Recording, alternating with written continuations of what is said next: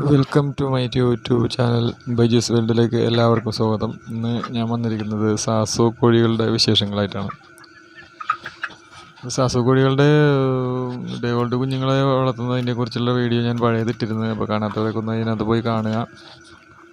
അപ്പോൾ അതിൻ്റെ പിന്നീടുള്ള വീഡിയോകളൊന്നും ഇടാൻ പറ്റിയില്ല.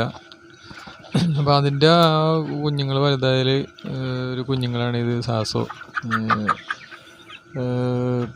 ഇപ്പോൾ ഈ പിടിച്ചേക്കണ കുഞ്ഞിന് ഏകദേശം 2600 തൂക്കമുള്ള കോഴിയാണ് കേട്ടോ. ഇറച്ചിയാണ് ഇതിനകത്ത് കൂടുതലായിട്ട് വളരുന്നത്. ശരീരത്തിൻ്റെ രോമങ്ങളൊന്നും ചിറകളൊന്നും അധികം വന്നിട്ടില്ല. ഇറച്ചിയാണ് കൂടുതൽ വളരുന്നത്. പക്ഷേ എനിക്കിത് 60 കുഞ്ഞിനെ എടുത്തതിൽ എനിക്ക് കിട്ടിയത്, ഞാനിത് കൊടുത്തതിന് മുമ്പ് എടുത്ത വീഡിയോയാണിത്. കൊടുത്തതിൽ എനിക്ക് കിട്ടിയത് 22 എണ്ണത്തിന് എനിക്ക് കൊടുക്കാൻ പറ്റുള്ളൂ. ബാക്കിയൊക്കെ ചത്തുപോയി. ബാക്കി 38 കോഴി ചത്തുപോയി. ഇതിപ്പോൾ 3ാമത്തെ ബാച്ചാണ് ഞാൻ എടുത്തത്. ആദ്യത്തെ ബാച്ചിൽ ഫസ്റ്റ് ബാച്ച് മാത്രമാണ് ഞാൻ എടുത്തതിൽ ഭൂരിഭാഗം കൊടുത്തത്. രണ്ടാമത്തെ എടുത്തതും കുറേ ചത്തുപോയി. അതിലും 10-15 കൊടുക്കാൻ പറ്റുള്ളൂ. മൂന്നാമത്തെ എടുത്ത 60 എണ്ണത്തിലാണ് ഇപ്പോൾ 22 കൊടുത്തുള്ളൂ. ബാക്കിയൊക്കെ ചത്തുപോയി. സാസോ ഇടങ്ങിയത് സാധനമാണ്. വളർത്തുമ്പോൾ അതിനെ നോക്കി വളർത്തിയില്ലെങ്കിൽ പ്രശ്നമാണത്. ഭക്ഷണം നല്ലോണം എടുക്കും. വിരമരുന്ന്, മറ്റ് കാൽസ്യം മരുന്നുകൾ ഇതെല്ലാം കൊടുത്തില്ല എന്നുണ്ടെങ്കിൽ സാസോനെ കിട്ടൂല. ഹൈബ്രിഡ് കോഴികളെല്ലാം തന്നെ ഈ ഇമ്മ്യൂണിറ്റി പവർ കുറവുള്ള കോഴികളാണ്. അപ്പോൾ ഇതിനെ സൂക്ഷിച്ച് കൈകാര്യം ചെയ്ത് വളർത്തിയില്ല എന്നുണ്ടെങ്കിൽ ഇത് നഷ്ടമാണത്. എന്നാൽ നല്ല രീതിയിലാണ് ഇതിനെ കൊണ്ടുപോകണമെന്നുണ്ടെങ്കിൽ ഇത് വളരെ ലാഭമാണ്. 3 മാസം 4 മാസം കൊണ്ട് തന്നെ ഏകദേശം തൂക്കമാവും. എൻ്റെ ഇപ്പോൾ ഇതിപ്പോൾ 75 ദിവസം കൊണ്ട് തന്നെ 2.5 കിലോ 2.800 3 കിലോ വന്നിട്ട് തൂക്കം വന്നിട്ടുണ്ട്. നമ്മൾ കൊടുക്കുന്നത് സാധാരണ തീറ്റകൾ കൊടുക്കുന്നത്, എന്നിട്ടും അത്രയും തൂക്കം വന്നു കോഴിക്ക്. കാരണം ഫുഡ് നല്ലോണം എടുക്കും. ഫുഡ് എടുക്കും. ചിറകിന് പകരം ശരീരത്തിൻ്റെ ഇറച്ചിയാണ് കൂടുതലും വരുന്നത് ഇതിൽ കുഞ്ഞുങ്ങളായിരിക്കുമ്പോൾ തന്നെ. ഇപ്പോൾ ഇതിനു മുമ്പ് കുഞ്ഞുങ്ങളുടെ വീഡിയോ ഇട്ടിട്ടുണ്ടായിരുന്നു ഞാൻ. ഗ്രാമപ്രിയ, ഗ്രാമലക്ഷ്മി, ഈ സാസോയും. അപ്പോൾ അതും ഈ 4ാമത്തെ ബാച്ച് കൊണ്ടുവന്നേക്കാണ്. അത് മിക്കവാറും നിർത്തും ഇത് ഇങ്ങനെയാണെന്നുണ്ടെങ്കിൽ.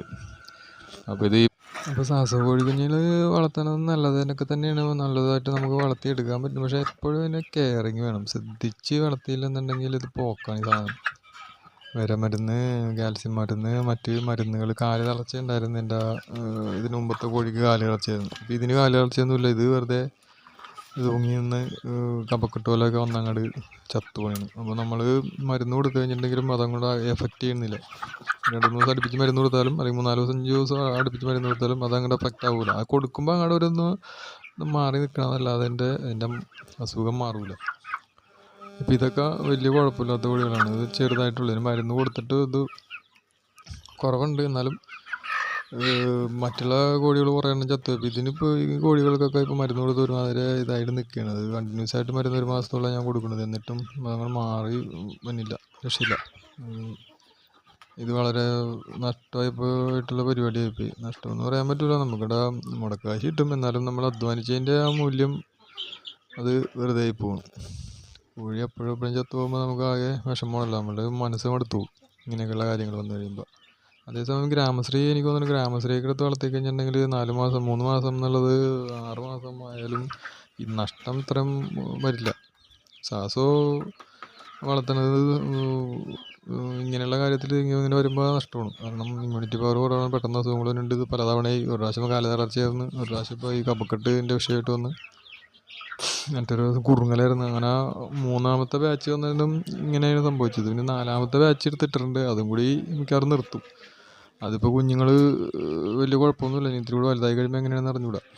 അപ്പോൾ അത് സാസോനെ വളർത്തുമ്പോൾ എപ്പോഴും സൂക്ഷിച്ച് നോക്കി കൈകാര്യം ചെയ്യേണ്ടത് സാധനമാണ് സാസോ. നഷ്ടം വന്നിട്ട് പിന്നെ പറഞ്ഞിട്ട് കാര്യമില്ല. അപ്പോൾ ഓക്കെ, ഇന്നത്തെ വീഡിയോ അതിൻ്റെ പോകാൻ സമയമായി. അപ്പോൾ ഇന്നത്തെ വീഡിയോ ഇത്രയുള്ളൂ. നമുക്ക് വീണ്ടും അടുത്തൊരു വീഡിയോ ആയിട്ട് വീണ്ടും കാണാം.